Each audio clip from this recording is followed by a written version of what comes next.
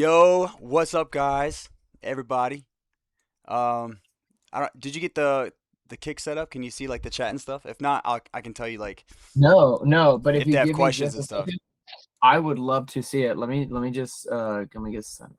set this up real quick, and we Yeah. can. So for people who don't know, who live under a rock, maybe this is the Drew Haas. The Drew Haas. This guy is freaking incredible, man. We met, I guess, 2017. He just reminded me, like 9 years ago, on this Netflix show, and And you know how it is, man, when you're like on set and there's like other actors and stuff, and it's like these people I don't vibe with.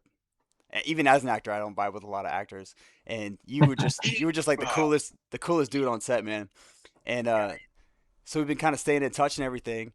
And he like flies helicopters and you tag animals and shoot like the net guns Yeah, out of the helicopters. And so like yeah, I'm like who relocate animals and I'm like, who did I everything. just meet here? And then he goes and he does this like bodybuilding thing, and I'm like, dude, this guy's like, he's just a beast. And then he goes, if you guys have seen Tiger King, there's a spinoff. What is it called? Tiger King? Just the doc? It was called Tiger Kingdom. It didn't. They Doc had creative control over it, and for the most part, and Amazon wanted it to take it, and then they were like, no, y'all don't want to pay enough, and then no one ended up taking it, so it all ended up putting on YouTube, and then a lot of the stuff we filmed actually got put into Tiger King 2, the actual Netflix Yeah. second version of it. Yeah, but it was the most insane experience of my life. Like a No, month, I man. lived with Doc for a month.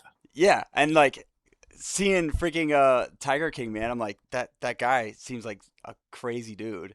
I'm sure he's You cool. know what's crazy? It was so normalized while we were there. And sorry, I'm not making contact right now. I'm trying to get my kick call set up real quick so I can see the chat. But it was, you get there and it's very cultish. Like they don't make hardly any. They make like $100 a week. Everybody that works there, but Doc pays for all their cars, their electricity bills, shoes, haircuts, Yeah. food, all those things. And it's a lot of people that really just enjoy working with animals. But he has three girlfriends. They rotate between staying with him every night. There's three of them. He's had for 20 years. They each have their own houses. He's got a elephant named Bubbles that he's had since she was 2 that he rescued from Africa. We swam in the canal with her. He would walk her out of the preserve down the road into the canal like 3 days a week, and we'd swim with her, and chimpanzees in the house and like all kinds of crazy shit. 80 Yeah. tigers in line.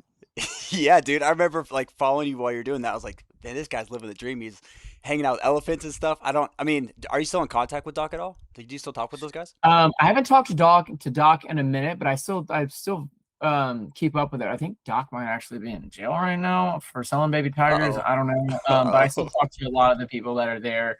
I would love to go back out and hang out with them sometime. But it's kind of taboo. Like they're like I get it. There's a lot of people out to get them, and there was a big spotlight on them. But out of any place that I've been like that, I've never seen anybody be able to take care of animals on that big of a scale the way that they take care of them. And he's got like $35 million put into that preserve, and it's Yeah. all about taking care of animals. Yeah. So I'm Nuts. getting I'm getting people in the chat saying like, who's this? I guess they're just tuning in. This is Drew Haas, the Drew Haas. Uh, I'm kind of going through since I met him to like what he's done to I guess like why I wanted to talk to him because he just won. I guess not just, but he won season 2 of Outlast on Netflix. And I've known this guy since 2017. He's the freaking coolest. He's a fellow Texas guy. Um, I was so jealous to watch you on Outlast, man, because I would love to do something like that. Uh, dude, tell me. I guess right off the bat, I just want to say, maybe tell me about the audition process. Like how, because were you interested in doing like reality TV? Was that like something that came across, or like what's up? Dude, for sure. I like was always down to do that. Like I like for a long time I wanted to get acting. I did a few jobs as an extra, and then I ended up getting to do stunt work on horses because I grew up rodeoing and stuff. So that's mostly what I do now when I'm on set somewhere. But I got a random DM, and it was actually in my hidden folder on Instagram in 2023, and it was casting for a Mr. Beast video actually, Sweet. where I would have been on a raft for 100 days for $500,000, but I would have had food to ration. But I've been by myself for 100 days. I went through a month and a half of casting for that, and then they came back. I got down to like they said the last 20 people or so, And they came back, they were like, hey, he scratched the idea. He's going to do it for 7 days with him and his crew, which that video is out now, which is a pretty dope video. They're like, hey, we like you. Um, let's try to get you on this other show. Have you heard of the show Outlast, which I'd seen? I'd watched the preview and stuff on Netflix. But I originally was almost rude to the lady when she messaged me initially because I was like, this was in my hidden folder. And I was like, I was like, Yeah. and I ended up taking a call with her. She was cool as shit. We still stay in touch. And but I did 5 months casting for Outlast. I had to send in all kinds of different videos of stuff that I've done outdoors and show them my fire making skills and whatever else I needed to do. And it was like I had to do a pulmonary test, I had to do an EKGs, I had to do a physical, I had to do a 600 question psych evaluation test, which they also use for personality assessment tests, which is nuts. And then interview after interview until he got with the producers. And then 2 weeks, like it was like 2 weeks before we were going to ship out, and nobody knew, like I didn't know, they hadn't told me anything. One day, and I'm on the lake in Austin on my boat. I had a boat rental company at the time, Yeah. and they call me and they're like, "Hey man, they really like you." And I'm like, "Sweet." And they were like, "But they want to bring you up as an alternate." And I was like, super bummed out for a bit because I had quit working for the most part for 2 months before just to train for this. I was shooting a recurve bow. I shot it like the month before. I shot it 2,120 times. Had like fluid in my ear. I couldn't sleep at night because Oh my my gosh. shoulder was sore. Um, but I was in this era of being extremely like positive. Like no matter what, I was trying to be positive with whatever circumstances from my way. So like for like 30 minutes, I was super upset about it. But I was like, you know what? Let's reframe this. Yeah. You're getting a free trip to Alaska because they were still going to ship me out as an extra. They gave you, which wasn't enough to buy my gear. They were like, they gave me $600 to buy new hunting gear and hiking and camping gear. I've never been to Alaska. Like this is a win-win. This is a good opportunity no matter what. So I went up there. They locked us in a hotel room for 9 days. It was kind of like they were trying to say it was COVID eras, but I really think that they were trying to like get interviews and really get to know everybody. Day 2, I did my interview and I was like, I'm an extra. I mean, I'm a whatever you call it. What did I say? An alternate. So I was like, I'm going to make the best of this. I'm just going to be myself. So like Yeah. on the interview, I just ripped, and like I got lucky to have the main showrunner interviewing me, and I had him and the camera guys like all curling over laughing because like to end it out, they were like, okay, Drew, final question. What would you be willing to do to stay in this game? No. And this is gross as fuck. I'm so sorry. You're But good. I in season one girl didn't take a dump for like 3 weeks, and like she ended up leaving because of the stomach. Like they had medically evacuated her. So I was like, I will find a water bottle if that happens to me, and I will fill it full of water and like squirt it up my ass, like make myself like I will figure out a way to, because it's a big thing on survival shows that people just can't shit, and Yeah. like a medical evac, like you have no choice over that. You know what I mean? And I was like, I'm not leaving unless they make me leave. Which, by week 2.5, my brain was looking for any other reason to leave, but I didn't, thank God. And I did end up getting super constipated, but I found another way to loosen you up out there. You drink the white fire ash with a little bit of water for a few days until you finally poop. Yeah. That's And then, that's and 2 days before the show, they came in. I had all that time to lay in bed. I was big into prayer and manifestation at the time too, and I was like laying in bed, manifesting and praying that like they're gonna come knock on my door and tell me they're gonna put me on the show. And as I was doing it, they knocked on the door. 3 producers walked in. They were like, "Hey man, we decided we're gonna put you in the show," and then it got real. yeah. Dude, that's oh my God. So I've been to Alaska. I freaking love it. It's my favorite place. So like the whole time I'm watching the show, I'm like, man, this is so beautiful out there. What I know because seeing you when you first was on there, I know we kind of talked about this, but seeing you when you first got on there to when you left, like how much weight did you lose? Was it like so complicated? I don't know if you So want to. I don't know if you want to like go back and forth because I have my own poop story from my show. So- so yeah, like I gained as much weight as possible before, which I didn't have a whole lot of time to gain weight, but I gained 10 pounds. I weighed 173 pounds when I went out there. We had a med check 11 days in, and I um, got on the scale and I weighed 22 pounds less in 11 days. And I was like, Holy shit. This is insane. Like, and it was the first time seeing myself with my clothes off. Cause like when you just lay in your stank, you know what I mean? Like you Yeah. don't take your, because it was like 22 degrees at nights. I mean 26 degrees some nights. We had no sleeping bags. We had two little thin wool blankets for the first 10 days that weren't even big enough to like cover everybody. So it was just brutal. And I didn't sleep for the first 10 days, maybe like 16 hours total over 10 days. Dang, dude. Dang, Quite all. man. Yeah, that's crazy. And I mean, you were the bow guy though, which is Yeah, yeah, super yeah. dope. What sucks is like I shot a ton of squirrels while we were out there, but the way that they like, if you guys haven't seen, like, don't know the behind the scenes of reality, like they have to tell a story and they can tell that story 100 different ways. It's just Mhm. however they want to do that. So they made us wear the same clothes in interviews so they could take stuff that happened in week one and put it over week two, like things we said. Um, so that just damn, I just lost my train of thought. What was I talking about right before that? You shot a bunch of With the squirrels, edit. Oh, I shot a bunch of squirrels and they didn't put it, they didn't put any of it in the show. And dude. like I also had a black bear 20, 30 feet from me and I had an arrow nocked and they wouldn't let me shoot it because we didn't have the proper licenses for it at the time. Oh, that would be crazy if you shot a black bear. It, Was that like full grown? no, it was like an 80-pound first year kickoff black bear. And I'm like, bro, let me shoot this thing. They just would let they just wouldn't let me do it. And it was quite awful. How hands-on So was production when you were out there? Because I mean, obviously, like I know about stuff. Like I can see like the different camera angles, and I'm like, all right, so like they have to get this shot like when they're shooting flares. Um, yeah, so me being around and being on the other side of the camera with Doc's thing and like being on movie crews, like they were like, I had a producer tell me they were like the first or second day they were like, y'all will absolutely hate us by the end of this. I'm like, nah, we're good. So the first like 10 days was chill, man. Like it was fine. It was kind of annoying. Like we wanted to go hunt and we wanted to hunt like further than 300 yards away from the shelter. We had to have a bear guard with us, and a camera crew and a camera one, at least one cameraman or the bear guard, and one of us had to have a handheld. So minimum, if you wanted to go hunt deer, you had two extra people with you. Not ideal, obviously. Um, we had a 5-man crew with us most of the time.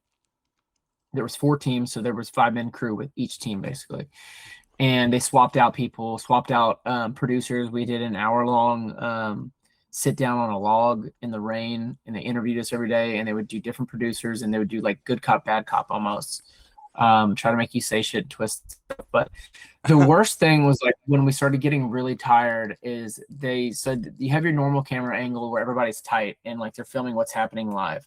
Well, then um, obviously you can't have the cameraman in the shot, so they would be like, all right guys, do exactly what you just did. You don't even have to, you don't have to talk, but we need you to be in around the same positions and then like disperse wherever y'all are going to go afterwards because we need to get a wide. And that was, dude, you're already so exhausted. yeah, So that's gotta suck. Oh no, come back.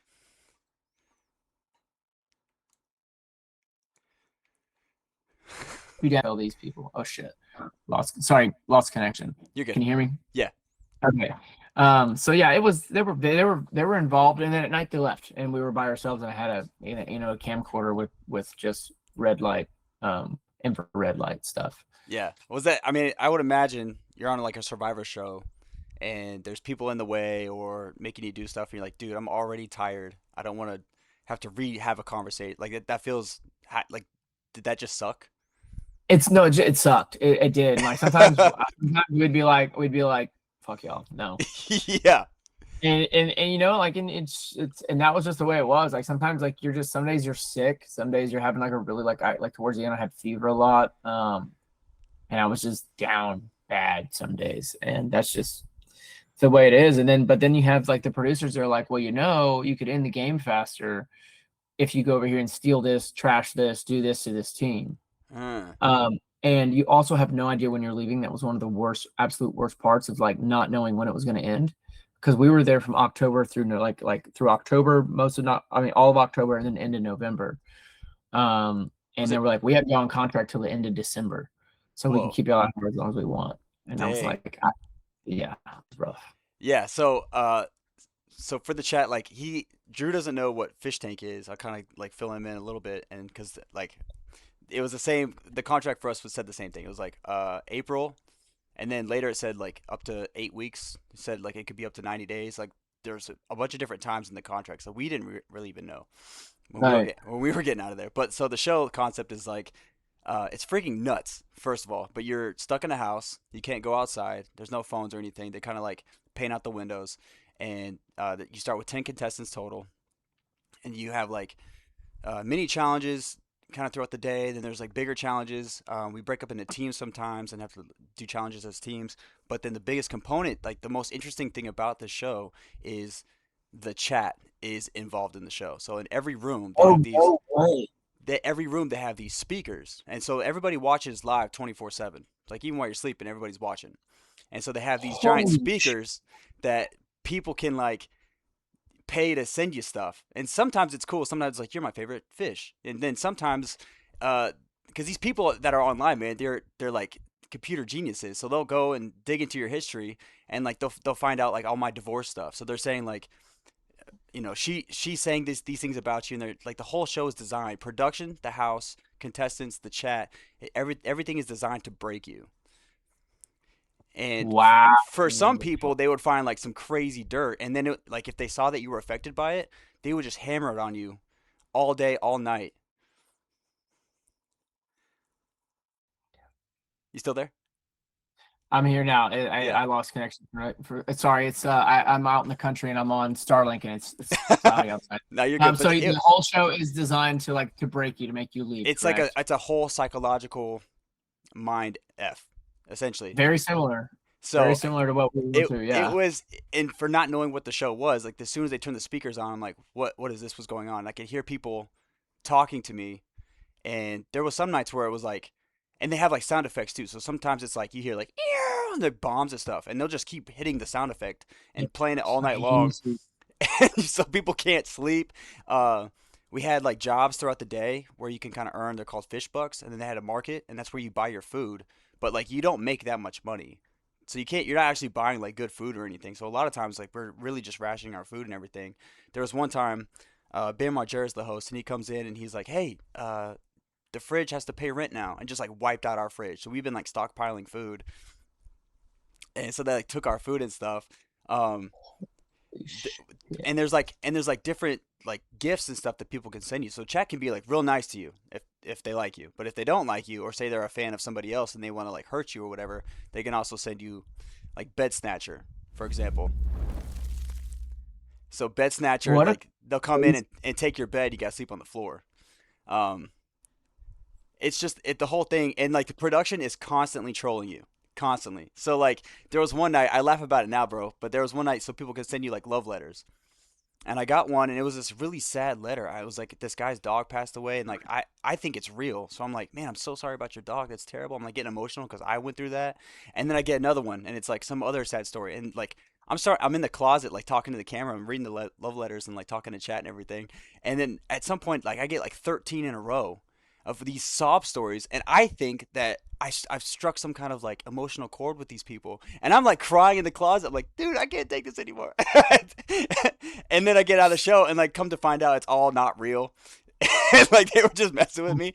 But like stuff like that is absolutely hysterical. And then you have the challenges and stuff, but then without the challenges, the whole show is generated to make content. And what makes the most content is like if a fish goes and messes with another fish's stuff. So people are like going through their sleeping bag, or not their sleep, they're like suitcases, and like throwing their clothes outside, pouring stuff all over them while they're sleeping. Um, like the whole house by the end of it was like it stunk. It smelled so bad. Oh, Freaking we how many contestants were there? There's 10 total. So and as people go off, they'll bring in, they're called freeloaders because they need to fill the house. Right.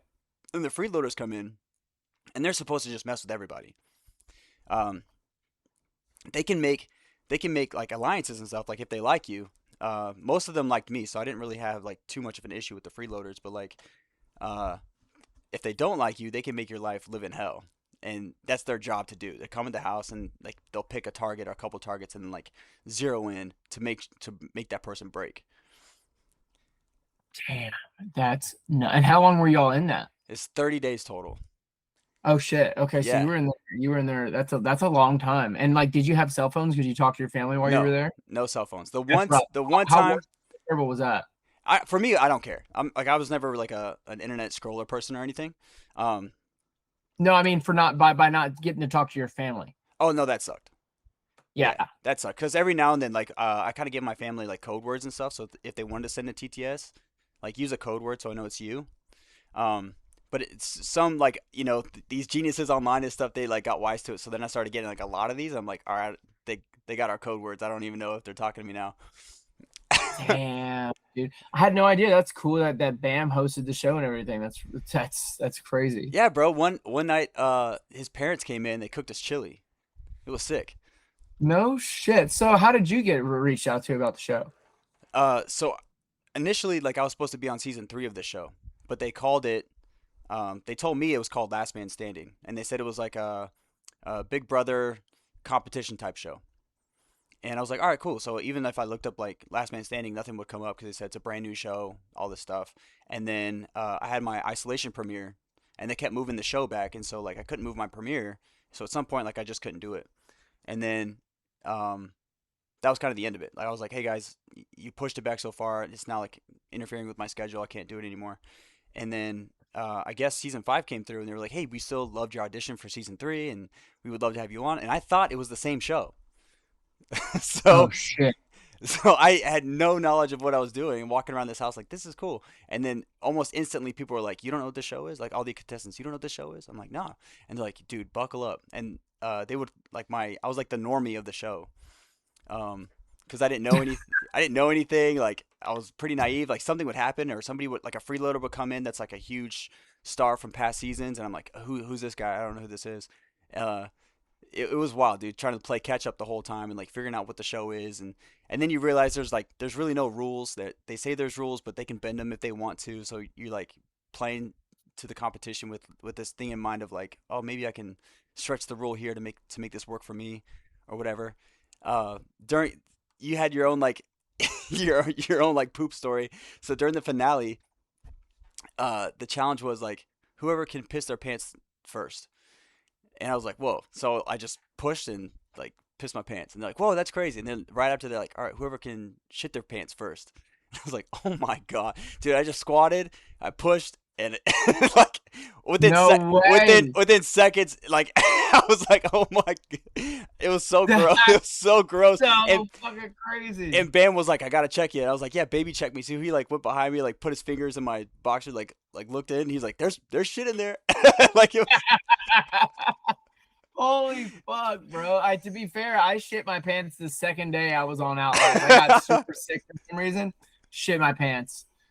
That's so funny, dude. Oh man, like and then I woke up the next morning and a camera guy, I was like getting a tight shot on my shitty underwear hanging on the bus. I wasn't gonna throw them away. I was like, only have 2 pairs of underwear while I'm out here this whole month. So I washed them in the ocean. I had them like, they weren't. It wasn't even washed in fresh water. I washed them in salty water and then threw them on a Oh, break. no. Dude. Then I just wore them inside out. Oh my, the things we have to do, man. And that's the thing too, is like when you're on a show like that, especially when you get halfway, you're like, I've already come this far. Yeah. What am I doing it for if I'm gonna like quit now or whatever? Did you have any moments at all like while you're on the show of this is too much or thinking about quitting? Oh, bro. So I got to day 10 and like 1 through 10 sucked really bad because no sleeping bag, so on and so forth. But we were having a lot of fun. I was out there. Me and Drake were like had a lot of charisma. We were like having fun together. Like he was just a good old boy, like somewhere where I'm from, and like we were quoting Step Brothers the whole time and Talladega Nights. They had to stop telling us to like say F, like fuck so much and so on and so forth. But like we were just having fun. And then like I remember day 10, I was like, this is really hard. I don't know if it's the hardest thing I've ever done. Day 11, I had to carry a pallet a quarter mile, Yeah, or so like, yeah, and I was like, that was after. Was that after?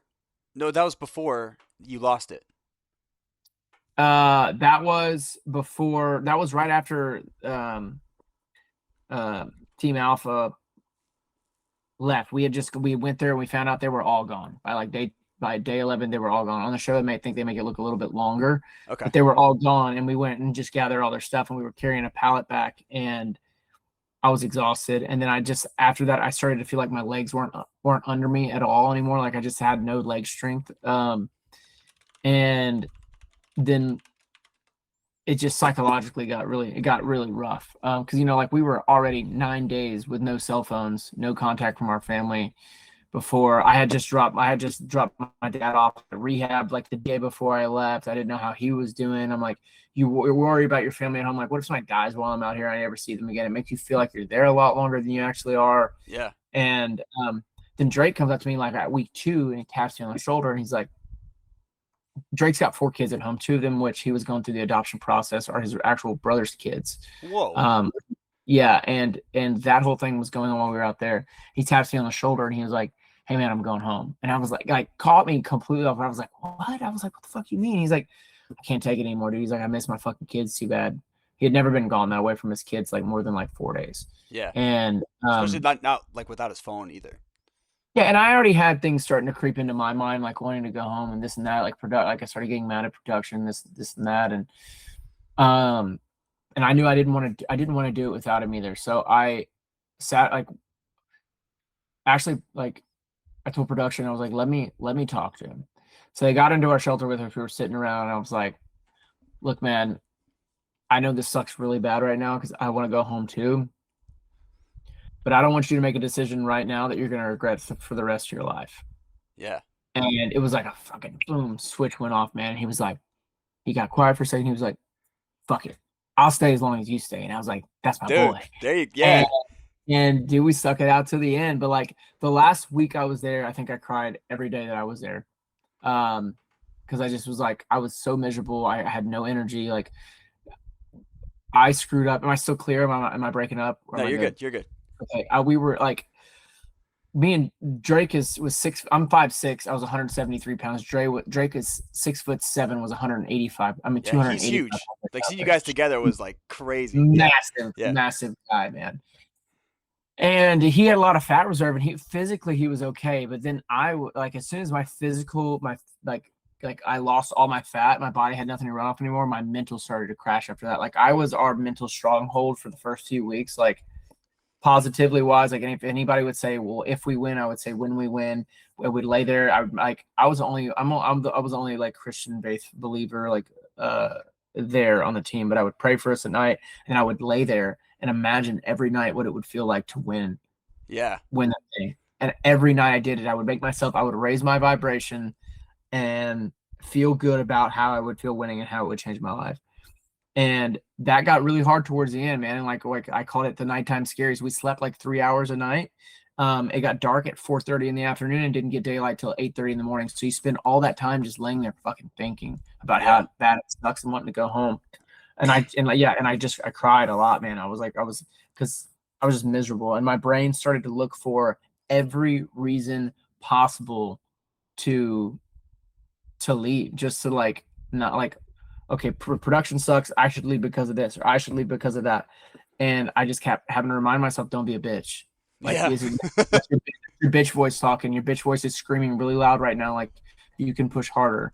And finally, on the show, they make it look like in 24 hours or 48 hours or whatever it is, it's really 72 hours until we left. But just knowing that we were going to go home on this day, whether we win or lose, that's all I needed. Like that's all I Yeah. needed was okay, I made it. Like if I made it this far, I can 3 more days, no problem. Like I know I can do it. So Yeah, dude. uh No, and that's the thing that I had a lot because there were definitely days I'm like starving, losing weight for sure. Some of the challenges were like a lot more physical than others. You can see, and the thing is, like when you're on a show like that, you start to make friends. These people that you're with every day, they become like almost more than friends. And then yeah. when you see them struggle, it still affects you. Or go home and then it really Yeah, jacks you. and Like when it your friends are completely changed the dynamic of the house or like at the camp, like stuff like that. Like that, I'm that sucks. But I had the same thing. I was like, you just reframe it, whatever it is. If you I win this challenge or whatever, I lose this one, just reframe it so that I'm only thinking about the end. And they would ask me too. They're like, there was challenges with me and this other guy. His name was Bashir, and they would go, Bashir, are you gonna win? And he'd go, God willing, yeah, yeah, God willing. And they go, James, are you gonna win? I go, yes. Like, no offense to the God willing, of course, right? But I'm like, no, Right. yeah, yes, I am. It's just a Yes. different thing, and there is power in your words. There's power in like what you believe, what your mind tells you. So, Absolutely. but I could see it on you, man. I could see how drained you were, but I could still see like the fire. And literally I'm like watching the show, and you would do something. I'm like, that's my dude. I get all like crazy. I'm like, that's my dude right there. When you were freaking on the boat, man, that's my favorite part of the whole show. The raft, dude. I had to hype Cause myself up I'm so much for freaking, that. I'm freaking like so sad that you're not gonna make it to this boat. And I'm like, I was like, dude, what would I do? I know the water's cold. I was like, I think I would just get in there and put and try it. So then the next episode you start with that. I was like, like that's my dude, and you freaking got it. And Drake is screaming from the shoreline, man. I love that. Like, how did that feel when you like? 'Cause obviously you're thinking about like, I'm just gonna go to shore, give up on this thing. This doesn't mean we're out, of Yes. course, but like this is a game changer. Getting this boat. Right. So in my mind, I was like, so Emily's whole thing was like she got washed out at nighttime and she started getting hyperthermic. But I Mm-hmm. knew I went earlier in the day and I knew that like if I did miss the boat, I could float to shore and I would have like a 2.5, 3 mile walk through the mud back when I was already smoked. And I was like, okay, I can do that, or I can hang off this thing and I was swimming up against the current, which was horrible, and I'll just kick like hell. And that's what I did. And I got there and I was so exhausted and I was so cold. I was like, thankfully Sammy and Drake had the tent. I mean, our shelter warmed up and then we had sleeping bags by that time. So I got butt ass naked as soon as I got back, crawled in the I shivered for like 2 hours though. I was so cold. I was so freaking cold. But I was glad we got it because like it was like we ended up it had trap in there and we were able to catch some prawn and having something more to eat than crabs and then the squirrels and like but we didn't catch a whole lot. We caught some hermit crabs and like we bust some suckers open with rocks and eat those too. And but it was just yeah, it was game changing. Obviously we needed the boat for the very end too. So See, it and that's was that's what I was thinking. Like when they gave the final challenge, I was like, if you didn't have the boat, there's no way. right. Yeah. So it was like we had to get the boat. It was like we do get the boat or we don't get the boat, and like that's it. So um yeah, it just all of it feels like a fever dream, but it was very, very interesting. I Dude, found out that starfish give you really bad heartburn too, or gave me heartburn really bad. I've never had starfish. That's actually kind of a wild starfish gives you Yeah. heartburn. Like that's Yeah. I don't know, it's like a nugget at a party. Hey, did you know starfish give you heartburn? Yeah. Somebody in chat wanted me to ask you who is your spirit animal if you could pick one. Who's my oh dude, it's got that dog, man. I got that That dog in dog. I got Yeah. that dog in me. when you got dude, I promise you, man, like because I know that you didn't know like the weren't too familiar with the compass, and you guys kind of got off track during the last So challenge and they stuff. made that so they made that like all that was all bullshit too. Like What? it's so funny with the show. They put on their like party boat owner, but I'm a commercial helicopter pilot. I read compasses Yeah. all the fucking time. And the compass they gave me, I just hadn't seen one before. It was like a shitty company, and they gave it to me with some other shit. I was like, what? It's like, and then they had it fixed on one position. You couldn't turn another way. So in the show, I say, what is this? And they make it look like I don't know what a fucking compass is. And then they made it look like we got super lost when I think the furthest we came off path was maybe 150 yards. Whoa, And dude. we won by like an hour. We had our fire lit. We had our fire lit probably 45 minutes before the other team ever came out of the woods. And we went on the Yeah. show. They just make it look like we're two dumbasses that we don't know what the fuck we're doing. But when in reality we carried the team and we gathered most of the food for everybody. Like we did most of the wood chopping and gathering. So like it was just the way that the edit was, man. And then like with Sammy, they made it look like, and I'm allowed to say this now because I'm not on a contract, but I've got thousands of like hate mails and like my Instagram got deactivated that I had for 14 years because Yeah. people were reporting my account so much.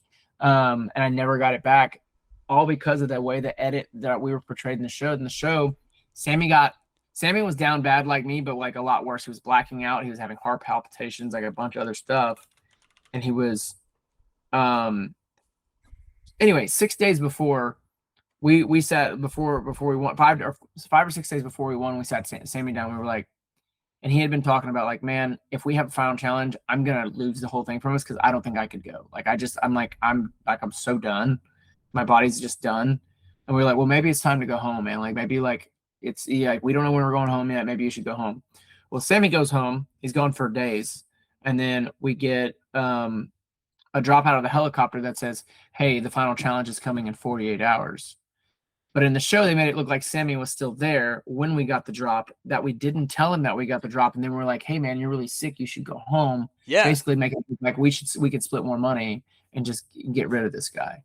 dude, that's what But I that's thought. not how it went down. That's not how it went down at all. Sammy had been gone for almost 5.5 or 6 days by the time that we actually won. Whoa, yeah, they made it seem like you guys got the drop, and in the edit too, while you guys are walking back, you're like, we should tell him he should go home. So I'm sure that's like just another like an earlier day. It was from a like it was from a like because for like so Sammy was down bad, and he kept saying like, I'm not gonna be able to go if they present the challenge, like we're gonna lose because of me, and like I'm thinking about going home. But he wasn't going home, and then he was like he wasn't able to help us for multiple days. And we were being Drake were actually on the boat, but it looks like we're walking on the show. And I was like, man, are we gonna have to like if we get to that point, are we gonna have to vote Sammy off so like we don't lose this thing? And they took that clip and edited in with all the other stuff. And Dude, and yeah. We actually we were so Sammy wanted to go home. Production didn't let him go home for a whole extra day because they were like trying to make us do some fucky shit. They were like, hey, y'all should go to the other team and be like, hey, we'll vote this guy. We'll vote somebody off, knowing Sammy was already planning to go home. We'll vote this guy off if y'all will vote somebody off. Knowing us not knowing, but them knowing that the other team really was getting tired of one of the two players on their team. They were wanting to create more drama. yeah, And I was, fuck y'all. I'll go shoot the flare right now and I'll ruin the whole show for y'all. I'm not risking my integrity for this fucking show. But they made it look that way anyway. So I got fucked you anyway. got screwed, man. But that's just TV, man. It was number 3 on Netflix for like a week and top 10 for 2 weeks on the show. So they did their job. You know what I mean? Yeah, no, I mean, and that's the thing too is like we had our own production stuff. I haven't seen because I'm going back and rewatching from season one, so I haven't seen many clips of even my own stuff. There's no episodes to watch just yet, so they do it like it's like a 24-hour live stream thing, and they'll cut it up into episodes, and you can kind of watch those. But there's like recaps and like people do uh, recaps of the day and stuff like that. But I just haven't seen them yet. Wow. So like it was just live all the time, and Yeah, that's where people went to. That is fucking cool. I would be so dude, down to do one of those. I'm saying I would be so I've been down. telling people, man, I think that is the future of reality TV, where like the fans get 24 hours access, Yeah. and they pay it's like $10 a month or something, and then on the website they live stream everything, so they have all the different rooms, so you can just kind of pop into each room and figure out like what everybody's talking about. It's almost like a choose your own fantasy, right? Like those like books or those video games. Yeah. Because if you're in one room, you're like missing what somebody else is saying in another room, so you're trying to like, go back and forth and like the TTS, that's what it's called, like text to speech. Like there's different accents and stuff that they can choose from, and they can send you messages. And some of them are actually like uplifting, and they're trying to inspire you, and they're nice. But then there's like a bunch that's like, James, you Dude, suck. yeah, people are dogs, man. They are like, I have people tell me, I hope your family dies. I hope you die. Like, I hope you spend all your money and you're homeless. And like It's crazy. if you go in my comments still, like on some of the videos, like that I'm posting about, I feel like they're like, you're a piece of shit. You did Sammy dirty. You're the shittiest person I've ever seen on TV. And like, all kinds. And I'm Dude, like, I mean, but that's how they edited that though. Like that's so yeah. freaking wild. They were saying like, could you imagine if there was TTS on your show? Like you're out there in the woods and there's speakers and people talking to you. All Oh, I'd you be would, like, it's all you get fucked. Everybody gets fucked. Dude, because you're so emotional out there. Like, I've never been, two things. I've never been closer to God and like more spiritual in my entire life. Like, 2 weeks in, I was like, I have no idea who I was before this. It was that life altering. It was no phones for weeks and weeks and weeks, for no, over a month, almost 6 weeks. No phones, no food. It was like fasting, prayer, and like it was just, and then you're one with nature and you're learning so much about your surroundings. Like, I used to wonder, like, how did the Indians, like in the Aztecs and everything, figure all these things out about astrology and all these things? But like when you're in that shit and that like you're inundated in it and you have no other distractions, you learn so much about your environment so fast. I learned so much about the tides and when the tides were coming in and out, because if you didn't read the tide, you didn't eat that day, because that's where we got most of our food. When the tide went out, we would gather food. The Indians would say when the tide is out, the table is set. Yeah. Yeah, dude. No, man, it's freaking cool. Uh, But they should do one like that. They should do a survival s show like that where people can watch live. Like that I would do. be I've been that, saying I think it's the future of reality TV. I really do. I think like the fans want stuff to do. Like it's cool to watch, right? At home, you just kind of watch each episode. But if you can interact with them, and not only that, but like you can send them letters, and like they would send me like little plushy toys. I'd get like a rose or like a fortune cookie. The fortune cookie saved me because I'm not eating that much. So every fortune cookie I got was like awesome. boom. I just yeah, eat it.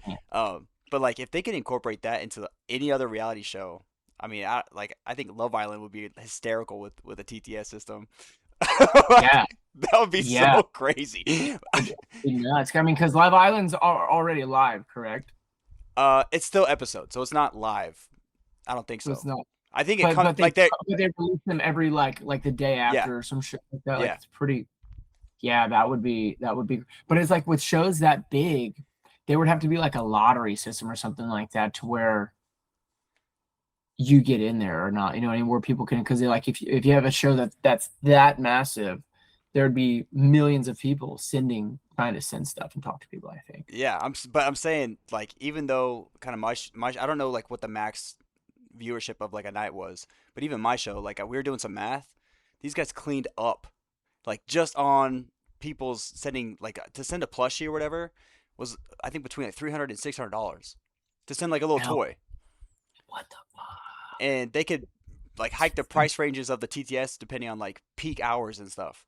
Like just like simple math and just kind of looking at some stuff, I was like, dude, these guys made so much money just on the fans' interaction with the show. Dude, I'm so invested. I'm like that sounds so interesting to me. I think that I would really enjoy something like that where there was challenges and stuff. Like I'm invested in that It was heavily. it was crazy, man. Check it out. But that's the thing too is like the TTSs can also say anything they want. There's no it's not No for filter. Like no it's filters, bro. They can say anything they want, and like you can think of the craziest thing right now in your mind, and they say it. Yeah, it got great. gnarly, bro. But I also know you had your own kind of like, because by the end it was just you and Drake, and the other team was five. Yeah. So you had your own like 2 versus 5 scenario. Like Yeah. I had one on my show too, or it's like two versus kind of the rest of the house. They all like attacked my room, and I called it Fort Drake, and like took this room because there was like bunk beds and stuff. So I like took all the bunk beds and made it into like a super bed, and then like fortified the door because it was this candy challenge. So every day we do challenges and get candy. We have to find candy, and whoever has the most candy kind of wins the challenge thing. But you're like incentivized to go and steal other people's candy. And somehow or Man. another, like conspiring, the other contestants were like, James got the most candy. We got to go get that candy. And it was me and the freeloader, who was like my ally, who was like another freak. She was awesome, dude. She was a psycho, but I loved every second of it. And they tried to like kick down our door, steal our candy. Like I was wrestling with this guy, like to keep him from winning candy. That's And another challenge, I was like, it was, and I think it lasted like three days, a little over 3 days, and it it got crazy, man. Like I love, holy shit, bro. What was it like? So there was men and women on the challenge then. yeah, Was there like a rule again, like were people hooking up on the show or anything like that, or was there nothing like that going on? yeah. So I guess you can, but nobody did. I had the way another thing they edited, they made it look like Bree, the girls on our show, that like we hooked out or hooked up or something like that, and that's why we ended up letting her on the show. But like, I was like, bro, I didn't get a boner the whole time I was out there. Like, I was worried about staying alive. That was the last thing on my mind, and I had a girlfriend going out there, so on and so forth. But like, it's just so crazy. I did my best to respond to every message, every comment. Obviously, it got to some point that I just couldn't do it. But I would love to just interact with people. Like I would love to, like I need to go live on say TikTok and stuff, and maybe start a kick like this and go live on there because I enjoyed talking to people about the show and talking about it. Like people ask me like what was it like the last 30 like after the show and so on and so forth. But Yeah, dude. Only I thing mean, that scares me about doing another show like that is like I own a business now, so being hard gone for a month would be tough on the business. yeah. No, dude. I think you should, man. I think you would kill it. What was it like after the show? Like, how long did it take you to kind of get back into society? Did you just dive right back into society? Did it take you some time to kind of detox? What was So the first thing you ate? man, so it was weird. We won the show, obviously. Um, we just did the hardest thing we've ever done in our entire life. We're extremely proud of ourselves. We know we know it's going to change our life. We know that we have to not tell anybody for a year before it comes out. Like obviously we're in the hotel room calling our friends and family and stuff like that. But we went from like starving, beat up, just disgusting to we win. We're covered in mud because it's raining when we win, and like we're covered in mud. We're exhausted. They put us in a helicopter. They fly us back into town, and boom, we're in a fucking hotel room. I'm taking a hot shower. I'm crying in the shower because the shower feels so good. Like took 2 showers and a bath, and my bath water was still brown. Oh, I should have brought my fake money because the money they dropped out of the helicopter was like a I was gonna fake million ask. dollars. I was like, "There's no way that's real." No, it was fake. So I still have it. That's what we used to film the Bullbee commercial the other day when I get tackled and then the Nice. helicopters above me and all the fucking cash Yeah. goes everywhere. That was all Outlast money. Um, but like we had it all scattered out on the floor. Like it was like a representation of what we actually just won. Like we just split $1 million, like we won $1 million. Like we had it on the floor. So like, but we went from being out there to that and it was like we both were like, what the fuck just happened? Like what just happened? And then you feel like, and then immediately imposter syndrome sinks in, and you're like, that felt like while I was there, that was the most life changing thing that ever happened. It still is, but I was like, all these crazy things, and I'm like, all of a sudden, bam, you're back into reality. It just doesn't. None of it felt real. We were on a refeeding diet for 2 or 3 days afterwards. We were the first thing we were able to. Gave us to eat was a cup of bone broth, and then the next day or that night they gave us some pasta noodles, no seasoning, and then a few pieces of chicken, and they just incrementally were giving us more food. And they were like, do not sneak out of this hotel room and do not go buy food. You will get sick. Crazy. With that, I waited to the orders, and we got Pop Tarts and shit. And I got sick. You still did it. Still did it. And No, then I so, had neuropathy in my hands and my feet for a month. Couldn't feel my hands and my feet for about a month after that. And I threw up almost every meal that I ate for a month straight after that. Like I either regurgitated and or had severe heartburn, and just like everything I was eating was just coming right back out of my mouth. dang, that's crazy. I mean, that's Yeah. crazy because I'm sure you like you want to go and eat the food that you've been missed. Like you guys talk Oh, about the dude, show. your brain, you're dreaming out there of food. Like you've never had more vivid dreams in your entire life, especially about food. And like you could taste it in your dream, but all you want is sugar, sugar, sugar, sugar, sugar, and your body is not fucking ready for sugar, but you do it anyway, and then you're sick. Oh, that's got to be so frustrating because that's like I've been talking about Panda Express. I just want Panda Express, and you can't eat it. Yeah, You're like, we first like we had a connecting flight in Seattle home. Me and Drake requested that we got at least our connecting flight to Seattle together. We got a beer at the airport, and then we went to Buffalo Wild Wings. That was the first like real outside meal that we got outside of Petersburg, Alaska, and we ate so much that I went to the which wasn't a month, but I went to the bathroom. I had my finger down my throat, and I was trying to make myself vomit so I could go back to the table and keep eating. It was that's insane. I felt like a ravaged animal. yeah. No, that's so. How long did you said that lasted a month? Yeah, the month, like the extreme cravings, the like, and then it took me forever to get my muscle mass back. Like I gained all the 30 pounds back in a month, but it was like right here in my midsection, and my arms, like my arms and my legs were still skinny. It was nuts.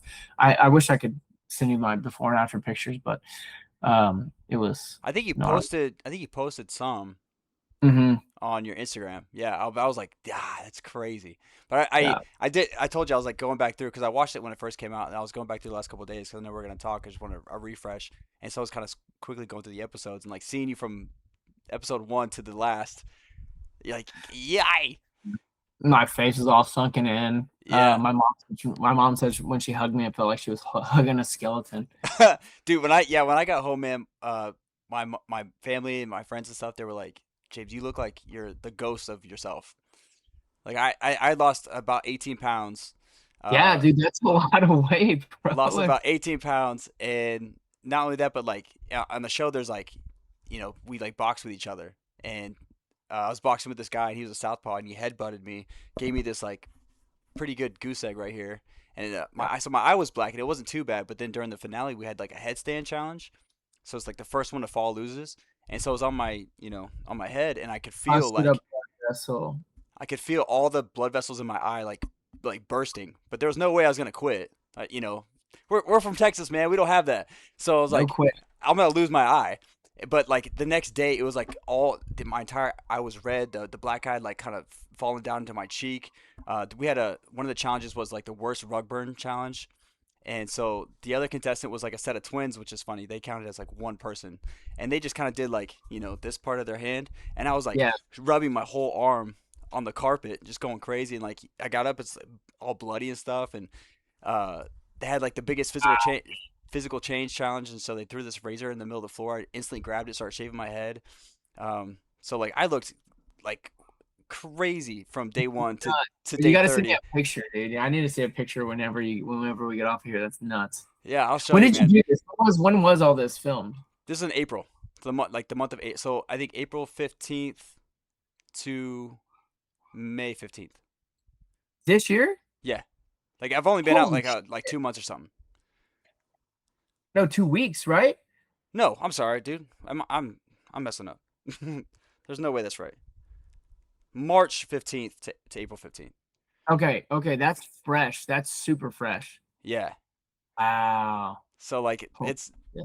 it's pretty cool, man. Bam. Was it Like posted on Kick or where was it where was it streamed on? yeah, so it was on Kick. So people who have like their Kick accounts, and if you go to like fishtank.live, you could stream it there, and they have like a subscription pass thing where you can kind of watch. And but it was wild, man. We had like people could buy forced scenes where essentially like what you talked about, where they're trying to like create the story. People could Right. buy these scenes, and then you have a scene with somebody. So say you beef with them early in the day, they're like, "Oh, the forced scene here. We're gonna grab those two people and like continue that beef and to to go." I mean, it was the whole thing is I think is actually super genius, like the entire concept of the show. But it is So like a wild show, man.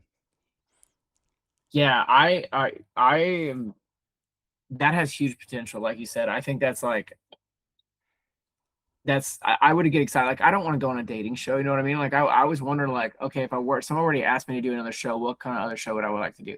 I would like to do another um survival show, but at the same time I'm like, bro, I feel like I proved myself and I don't want to prove myself again. You know what I mean? I'm No, like, you freaking did it, man. But I like my favorite reality shows to watch are those ones. Like, yeah, and I always get so jealous. I'm like, man, I would love to do that. I'm sure I would feel all the same things you felt. You got to find that next gear when you're starving yeah. and it's you're cold and yeah, That and was a you huge just have to think about the end. You can't. I think once doubt yeah, creeps in, and even like on a smaller show like mine, like once doubt creeps in or you start kind of doubting yourself, you're kind of done it, by at that point. dude, it's like a disease that spreads to everybody around you too. And I'm not gonna lie, I was becoming pretty negative towards the end, and like I was so worried about my legs just went under me, like just walking around carrying like with all the clothes that we had on, and like having to like because dude, you had to have enough firewood to burn for 12 hours, 12 to 15 hours throughout the night. So you had to gather that much firewood as you're exhausted every day. And we fucked up and didn't start gathering far. And then as the days come in, we started out close.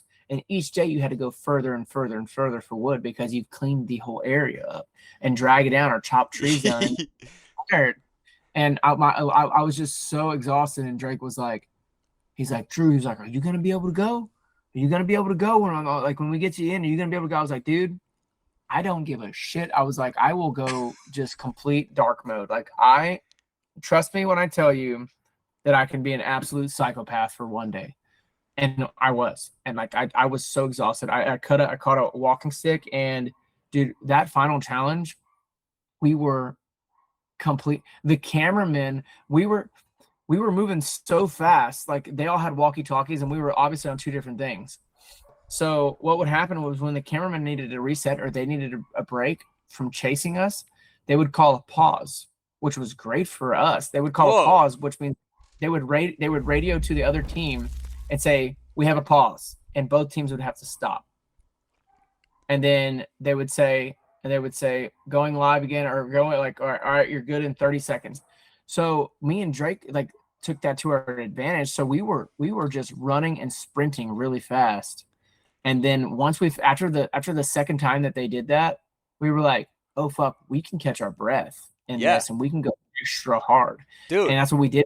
We doubled down while the other team was completely falling apart. They were taking the breaks and falling apart because they were just falling apart. It was 5 people, it was too many people. Like it was no decision making. I navigated, and Drake and I let Drake set the pace. I was like, Drake, we weren't allowed to be 20 more than 20 yards apart from each other. I was like, you set the pace. Your legs are a foot longer than mine. You're gonna be moving fast for me, no matter what. Keep going. Do not slow down for me. I will say, I will keep up with you. So he would go away from me, and I would run to catch up. He would go away from me. I would run to catch up. Yeah, I saw that. That's what we did, man. We just yeah, I was exhausted, but we were hyping each other the fuck up too. And I found some cranberries, some wild cranberries for the first time for the whole month that we were out there on the ground. One time when we stopped, and I was like, No, all right, I was gonna ask because I saw you guys moving so fast. I was like, unless they had drones to keep up with you, I was actually because we think like production, so we're like, I wonder how these guys with cameras was doing, going through all they were, that going through all that yeah, stuff. no, they were smart too. I mean, dude, the guys that are on the film crews that are out there are outdoors animals too, because they're not carrying like little rigs, dude. They're carrying shoulder rigs with bags all over them because it's raining and shit like that. They're carrying like big shoulder rigs, and having to keep up with us. But they did break it up since there was only 2 teams by the time we were there, and they had so many guys. They towards the end they had a whole different set of camera crews at the finish line, so they were able to like meet us up and like get those breaks and stuff like that, or like they would send 2 guys ahead or like whatever it was. But it was awful because like for some reason the other team when we first started we got in the bank, and me and Drake only wore our rain shells because I didn't want all those clothes slowing me down, so we left Yeah, them all on our shoulder. And they sat us on the bank, and I guess the other team wasn't in place yet or something was going on. They made us sit on the bank for 45 minutes shivering before they called go, before we could actually go. dude. And I was screaming at production like that. I was like, Mike, you motherfucker, because Yeah, I'd be I was already pissed. gassed. I was so gassed, and then I didn't wear any clothes, and it's like it was one of the nastiest days we were out there. It was like 30-something degrees, 40 degrees, raining, sleeting, whatever the hell it was doing. And my legs are starting to cramp because I'm shivering so hard, and I'm already so depleted. And they made us stand there for 45 minutes before we could do anything. And once they had like a horn, they blew the horn, and we were just boom going. Yeah, dude, I actually like seeing you and Drake on the show. There's not a better pairing in my opinion. Like where uh like you needed him, he was there when he needed you, you were there. Like you guys had a really great like chemistry. Even through like that last thing where your boots were filling up with water and stuff, and he like you jump on his back and takes you across the river, and then when y'all Yeah. were doing the fire at the very end, and like you have to take you're like you can't do that, you do this or whatever, and like you guys both just I was like, dude, that's teamwork, man. I like Oh, dude. Drake's my dog, dude, and like like me and Drake still talk all the time. He came and surprised me here a couple months ago, which was really cool. And dude, yeah, I wouldn't have been able to do it without him. I don't think, and vice versa. But and that's another God thing for me too, man. Like I was an alternate for the show. I got I was the last person seated on the boat. At when we all loaded up on the boat, we weren't allowed to talk to each other. They passed a hat around the boat. And I didn't know it was like it was just numbers. I was the last one to grab the hat. None of this is on the show, by the way. I picked my number out of the hat, and it was number 1. Still had no idea what that meant, but what it ended up meaning was like I got to pick first. Like I got to pick, like the first 4 got hatchets, and if you were number 1, you got to pick first.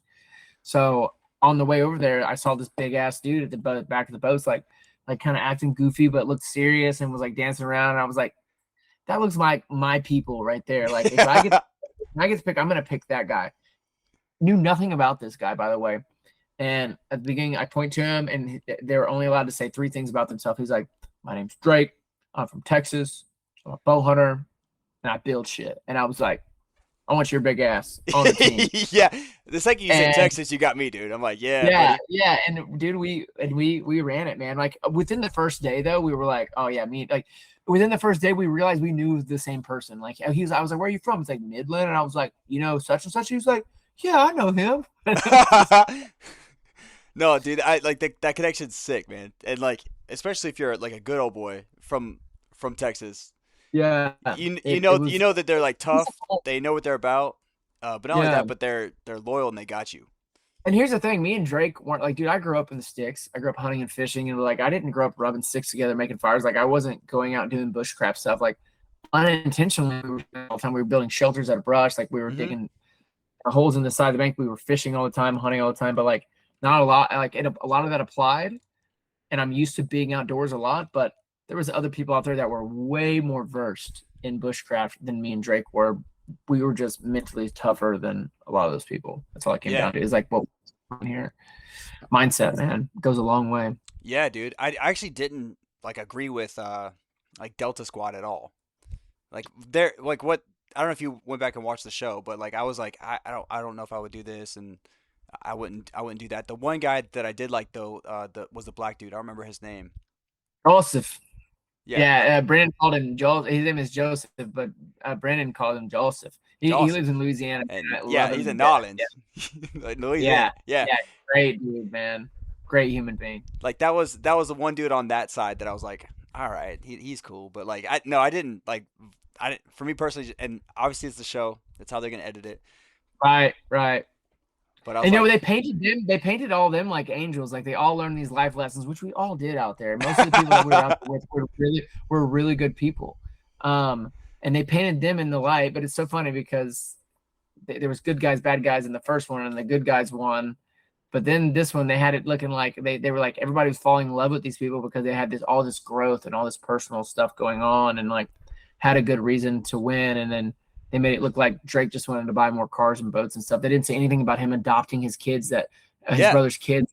His brother became a drug addict, and he adopted his kids. And he didn't talk like he didn't. They didn't mention that Drake had donated $250,000 over the last like 5 years to charities. And like they were like Drake's like, man, I'm gonna buy me a new boat, and like and then I'm gonna buy my wife this, and then I was like, I'm gonna buy some more boats because at the time I had a boat rental right, company. I was yeah. investing in it. So, dude, I ended up using that money to buy my family land and to start this beef tallow company. I got my sister out of like the service industry and like done a lot of stuff with my community. But on the show, like they were like, these guys are dumb They bought rednecks and cars pieces and of boats and shit. Yeah, and I'm like, damn, man. At that least, at sucks. least, at least Delta got painted in a nice light.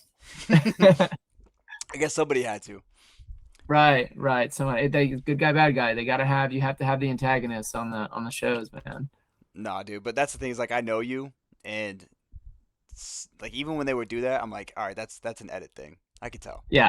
That's I don't think he would say something like that or that's not like his motive is buying. I knew that you had the boat for your company, but I was like, I'm sure that's not why he's putting himself through hell.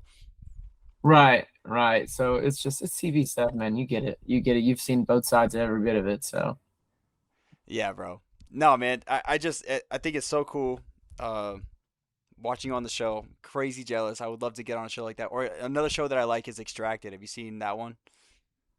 Extracted is a lot like Outlast, but it's like with the family can send you stuff and stuff, Yeah, right? yeah. It's produced by it might be produced by the same people that do Outlast. I know like Alone, their producers produce Outlast.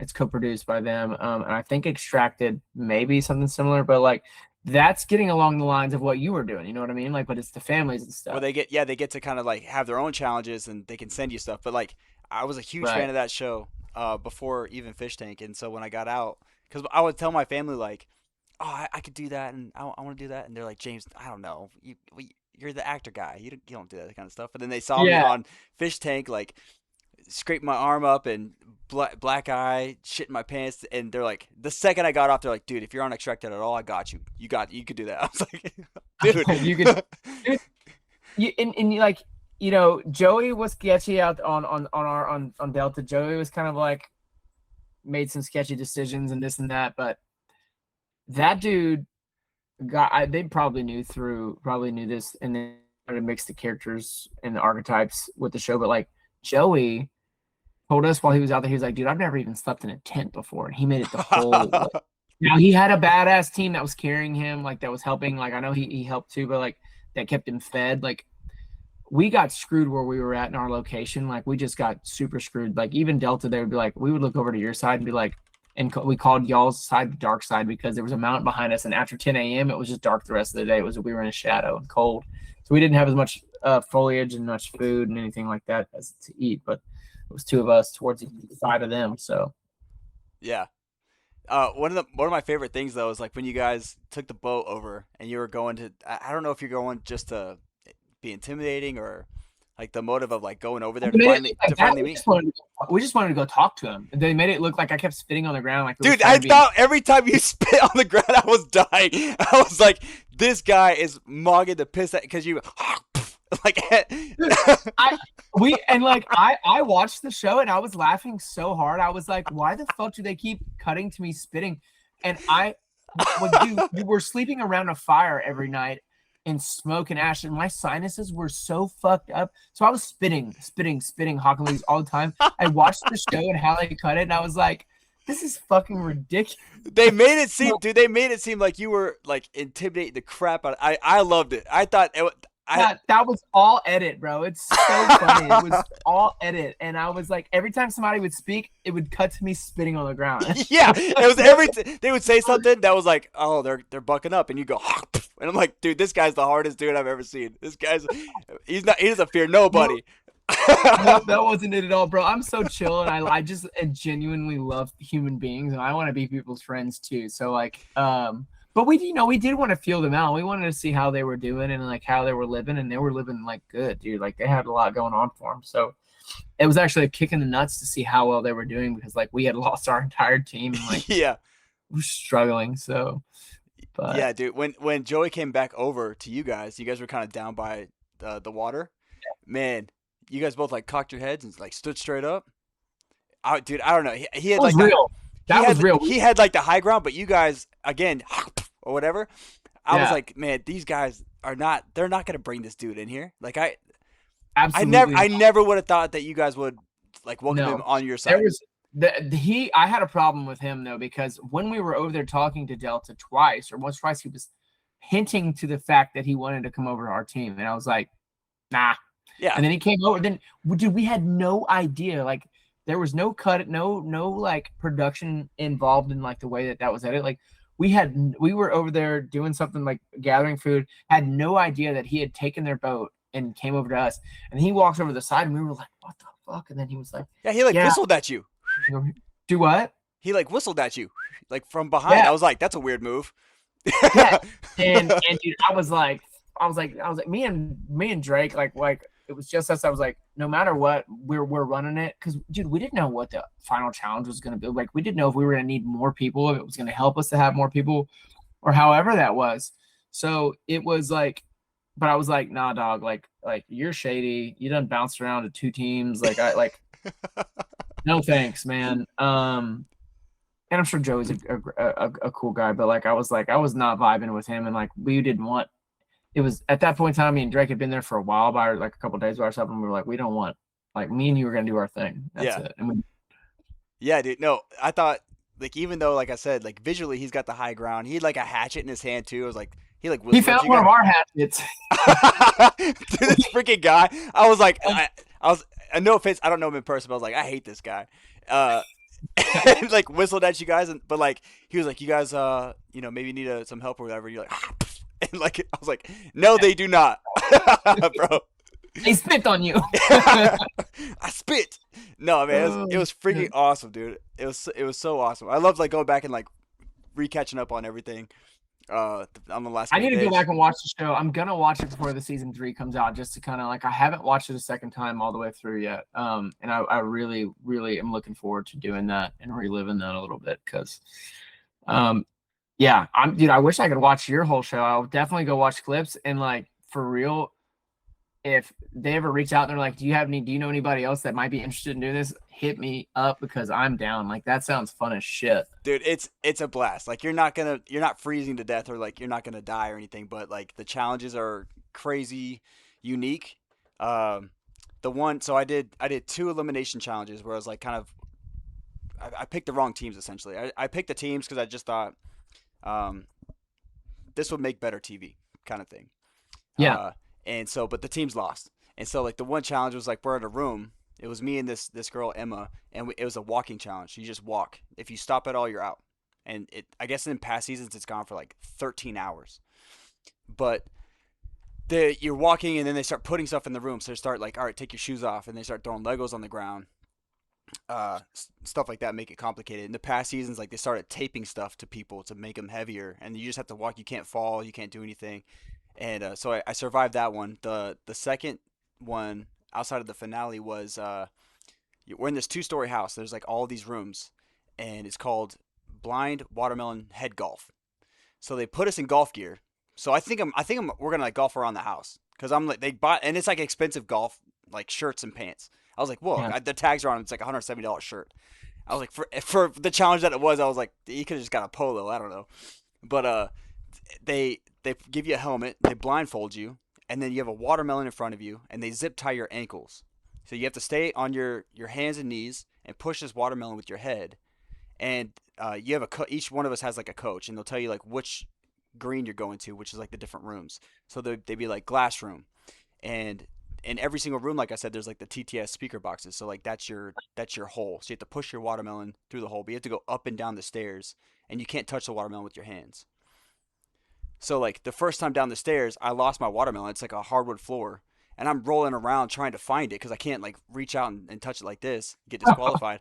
So I'm like rolling around trying to feel it with my body, and like he's got a better lead than me and stuff, and so I figured out a way to like get up and down the stairs a little bit better, like using my knees to put the watermelon on my lap so I can like scoot up and down the stairs. Yeah.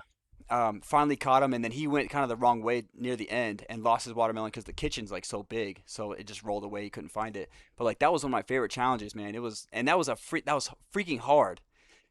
Like up and down, your ankles are zip tied. I can't see. You have to just kind of feel the watermelon with the helmet that you have. Uh, Remember where the TTS boxes are in each room. So if they say like go to dorm, like all right, where's the box in that room so you don't like get lost and stuff. But there was like Wow. plenty of times, man, where I'm like, I'm tired. And then right after that, this dude flew in from, I think he came from Finland. Do you guys remember where Wes was from? But he came specifically, I guess, like to come box me. So I was like, all right, so I'm tired, and so like we boxed, and that's where I got the black eye because he's a southpaw. And then like an Right. hour after that, they started the finale challenge because that was like we were the top three. So an hour after that, we started the finale challenge, and that went until 3 a.m. So I am like, what a day! I was like freaking tired. I was like, dude, they're trying to kill me. Did you win? Did you win the finale challenge? Yeah, so I won. Yeah, I won the whole thing, and that's the Let's thing is like go, dude. That's that's sick. I love that I'm learning all this as we go. Like that's so dope. yeah, dude, and Oh, uh, so for like the week leading up to the finale challenge, they open because they kept like opening up rooms. A lot of the rooms were locked, and so you're like, I wonder what's in this room. And so like one room was like a jungle room. It was like all jungle themed, and they had like different events and stuff in there. Then one room was like kind of the game room. They started with like Xboxes and stuff, which is kind of fun, but then that got taken away, and just became like an empty cubicle room. But then they opened up the goo room, where you have to make goo, and they ask for like 1,000 tubs of goo, and it's like borax and glue and water, and so like all day, people have shifts to go in and like make goo and put it in these little like plastic cups, and so the whole time we're trying to figure out what is this. What are we gonna do with this goo? I have no idea what to do with this goo. The very last challenge of the finale, because it was like a gauntlet of challenges. So me and the twins were each 18-18, and they filled up the goo in this freaking inflatable pool, and it was a wrestling challenge. But I had to get them to tap at the same time, so I couldn't like wrestle one and have her tap and then wrestle the other one, and like that sucked, dude. I was yeah, that actually was no fun to me because I really I love those girls, and they are like females, and yeah, I'm like I obviously have like a greater physical advantage here, but it was so hard to like try and do it as gently as I could, and they're just pissed at me, man. They're so mad at me, and I'm like, I didn't pick this challenge. This sucks. But like Right. I had to like wrestle them both, stay inside the inflatable pool was really small and like tiny, tiny, and there's three of us in there, and we're covered in goo, and this goo it actually like has a lot of weight to it. And then Yeah. I had to like figure out a way to get them both in a position to have them tap at the same time. Did you just double choke hold like this, or do you That have it's legs? exactly what I tried to Yeah. do. I tried to do like an arm bar thing, but Yeah. that wasn't really working. And then I tried like a double leg bar thing, and that really wasn't working. I was like, oh my gosh, this is gonna look so bad, but I'm gonna have to double chokehold. Yeah. Oh, Dude, man. the stills that they took and like they're on social media and stuff. I'm like, dude, this looks awful. I look so like a monster. Like, Holy shit. and That's this is crazy. after like all of us have shaved our heads and I've got the black eye and Yeah, yeah, you just look like some they KKK just member. look Of girl. crazy. I'm like, this Oh is not a shit. good look for me. Dude, it was crazy, man. Hey, well, if it makes you feel any better, I was naked in one of the scenes on Outlast, and I had gay dudes messaging me and being like, "Not gonna lie, man, I paused it here and rubbed one out," and I'm like, "Bro, give me like, come on, Well, bro," and I'm so like, the dude that was in the goo room, because the whole time they brought in a new freeloader and they put him inside there, and his name is Bert, and "Yeah, he's from season 3, and I don't know anything about this guy. I just know there's a guy in there, and his job is to make goo or whatever by himself until we're allowed to come in.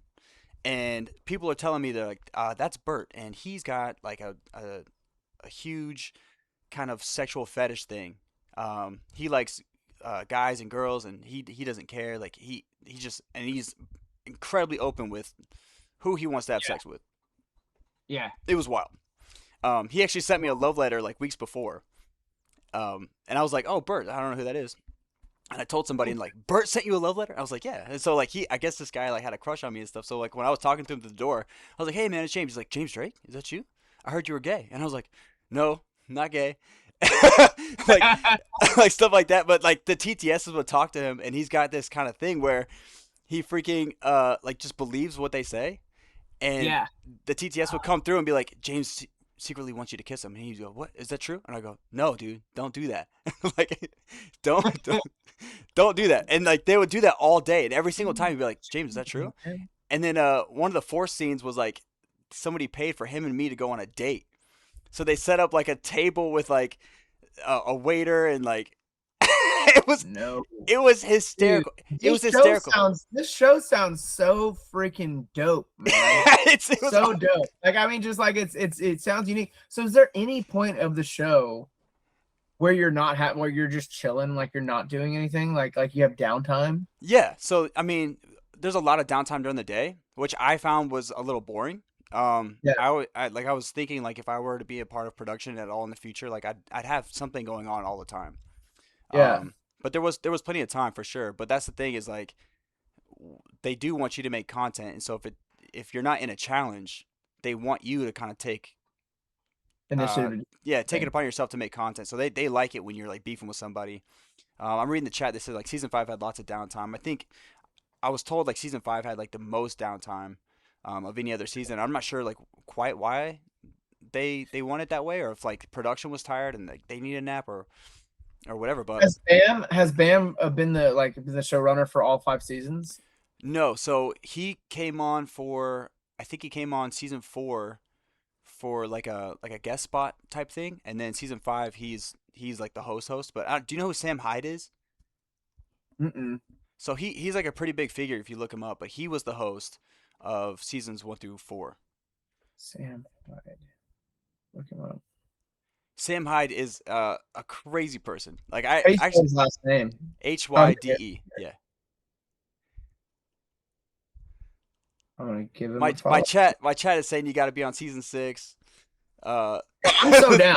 How often do they film? How often do they film seasons? Like twice a year, once a year? they have like I think they have like one big season a year. I could be wrong. They have like one big season a year, and then they have like spin-off shows. So they did like one that's called Blood Games, which is like a 2-week thing in the forest, and it's basically like LARPing with So, TTSs. With it's like the same show, but you're a vampire or something. okay, Like it's that's pretty crazy, dude. It said, yeah, roughly once a year, every 8 months. Wow, that's very interesting. That's very interesting. Yeah, you got me. You got me all like, yeah, that's cool, man. That's super Check it cool. out. But like that's the Very thing too is I tell people like just it's a wild show. There really is no like they believe in freedom of speech to like so they're the not highest. like you can say whatever you want out there. Like it's just like you are like there's it's live, right? So there's like it's live, right? Yeah, yeah. Wow. Oh, Yeah, what so a some people get in trouble, dude. Like they go back to their jobs and they're like, "You said the N word." yeah. Yeah. We You gotta can't talk to HR.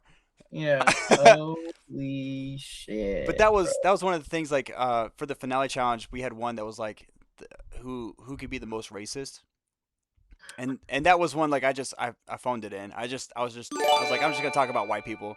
I'm not gonna say anything crazy, dude. Oh, because that's reputation Yeah, too. I I mean, have a career. I'm not about to blow it on a single challenge. So I actually gave up a couple points, just for challenges that I was like, no, I'm not doing that, dude. I'm yeah, Wolf. Thanks for the gift of subs, man.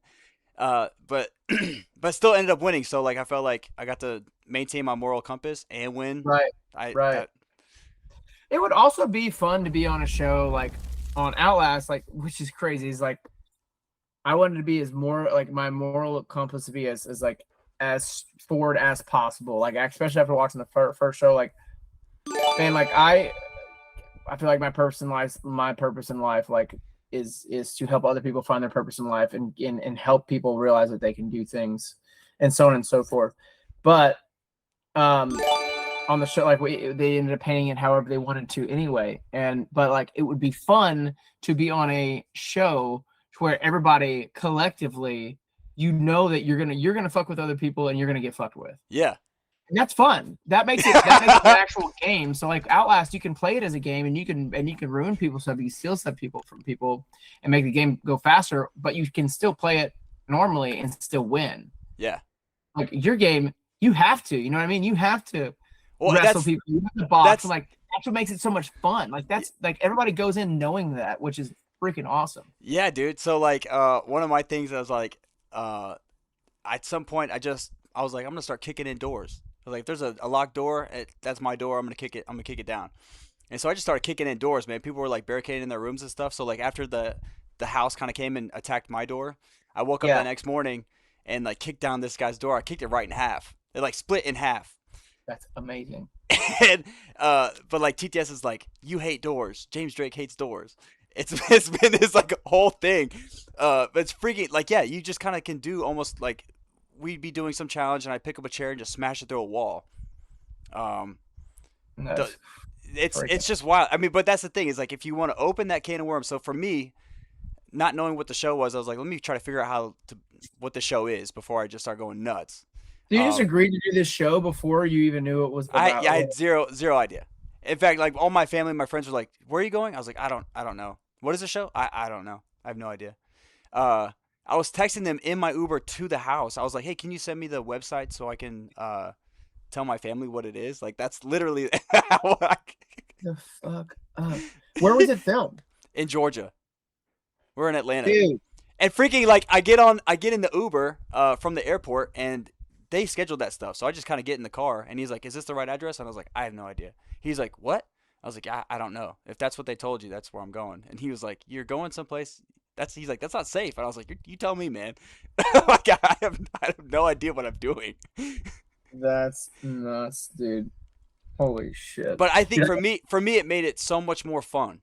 Like yeah. looking back, I wouldn't have changed a thing about knowing what the show. Like it was a blast because I definitely made some missteps where like I didn't understand the power of the chat. I just kind of thought like they were kind of a fun side piece thing, and then there was this moment where one of my best friend on the You're show. not at your side. You sell our fun side pieces. Yeah, one of my best friend in the show, his name is Landon, and like he didn't want to do this thing, and I was like, bro, you don't have to do that thing. Like, don't listen to them. Like, do whatever you don't have to do that. And because he didn't do that, production was pissed. They turned the TTS down. I think they like lowered the cost or it was free or whatever. So they just started hammer people. That's when I got my bed snatched. Um, like all night was hell because they were like, hey, you either play with us or we're gonna make it hard for you. And Yeah, dude, production can make your life miserable so if they like want. I quickly was like, all right, no, if chat wants you to do something or production asks you to do something, you have to go along with it. Otherwise, yeah, they're gonna make it crazy hard for you. Take Man, your that sounds so fun. I'm so intrigued. So freaking intrigued. That's awesome. dude. I would definitely check it. I mean, or don't, and maybe you want to participate that way, but Yeah, no, I mean yeah. Fucking link me up with production, dude. Let's yeah, go. yeah, bro. No, dude, and like you're freaking badass. I don't have any. There's no questions that you wouldn't do like well on that show. You just have to like you said, and you already did it. That's the thing. Is you already like found that gear to Yeah, win, and no, I mean, same. as far as me go, oh, the cigarette challenge, bro. I gotta tell you about this one. So there was there was one challenge, man. We broke up into teams, and it's called Icky Pukers, and we got sponsored by BackyardButchers.com. It's like a Texas meat place Yep. actually. So I thought that was pretty cool. And so the beginning of the challenge, like our team, we have to cook all this meat. They give you like we each have the same amount of meat. We have to cook it, and then we have to go up into our separate rooms, and immediately we have to smoke 2 packs of cigarettes. I don't smoke, so you're you're Two chain pack? you're chain smoking packs of cigarettes. It's 4 people on a team. The one girl, she gets nicotine poisoning right away. She's out. The second girl, she just had like a stomach surgery thing, and so production was like, "Hey, you need to stop." She's out. Landon was on my team, and he was doing his best, but like could not quite do it. I'm doing like 5 at a time. I'm like puking my guts out, dude. And the whole room is you're smoking, and you're smoking it, and there's smoke everywhere in the room. So your eyes are burning like crazy. You get done with the cigarettes, and then you have to eat all the meat, and then drink 2 gallons of milk. Oh, dude. What So so like in steak, you're just like chewing. So I'm trying to take small bites and like flush it with the milk so I can go faster. But like I have like a bucket. I'm throwing up like crazy. But I'm like eating it. I'm just going. But the girl's got nicotine poisoning. I think she's a vegan, so she can't do anything. She doesn't drink milk or eat. yeah. The girl with the stomach thing, like she can't even eat. So I was like, and Landon, like I said, is just doing his best. But like he it was so funny because he came in and he's never even had. You can name any food in the world and he's never had it.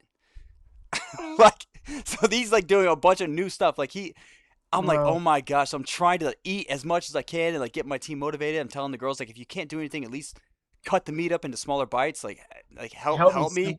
Yeah.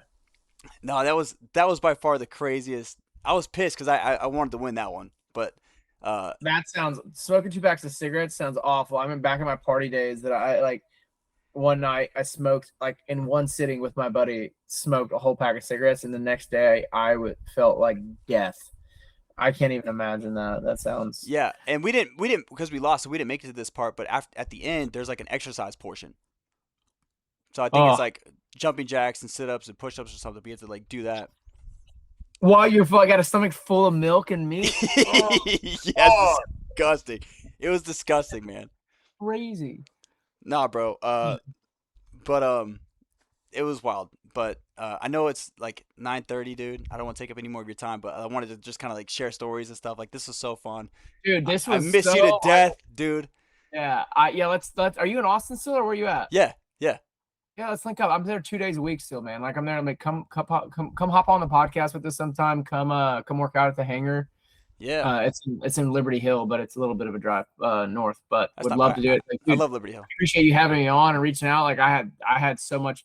It's fun to talk to other people that have been in a similar situation or worked with production or on a reality TV show because you don't have anybody else to relate to but other people that have done it. Yeah, So it's a blessing, man. I appreciate you having me on.